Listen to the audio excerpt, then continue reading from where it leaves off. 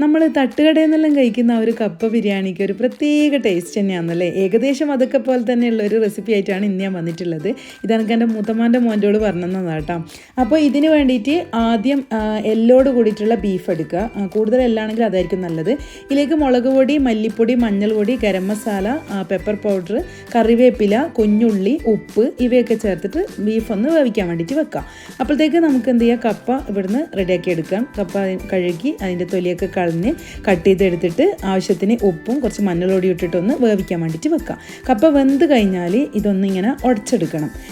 ഈ ഒരു പരുവത്തിലാകുമ്പോൾ തന്നെ നമുക്കിതിനെ ഇങ്ങനെ വെള്ളം ഊറ്റിയെടുത്തിട്ട് ഇങ്ങനെ ഉടച്ചെടുക്കാം. എന്നിട്ട് നമ്മൾ വേവിച്ച് വെച്ചിട്ടുള്ള ആ ഒരു ബീഫില്ലേ അത് ഇതിലേക്ക് അങ്ങ് തട്ടിക്കൊടുക്കുക. എന്നിട്ട് നല്ലോണം മിക്സാക്കി കൊടുക്കുക.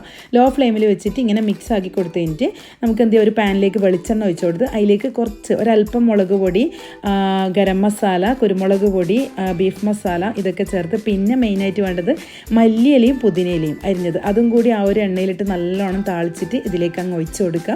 പിന്നെ വേണമെങ്കിൽ മുകളിൽ ഇതുപോലെ കുറച്ച് കുഞ്ഞുള്ളിയും കൂട്ടാൻ വേണ്ടിയിട്ട് ഉള്ളി സാലഡൊക്കെ ആക്കി കഴിഞ്ഞ് നല്ല ചൂടുള്ള കട്ടനും കൂടി അങ്ങ് അടിച്ചാൽ അടിപൊളി ടേസ്റ്റാണ് കേട്ടോ ഈ ഒരു കപ്പ ബിരിയാണി.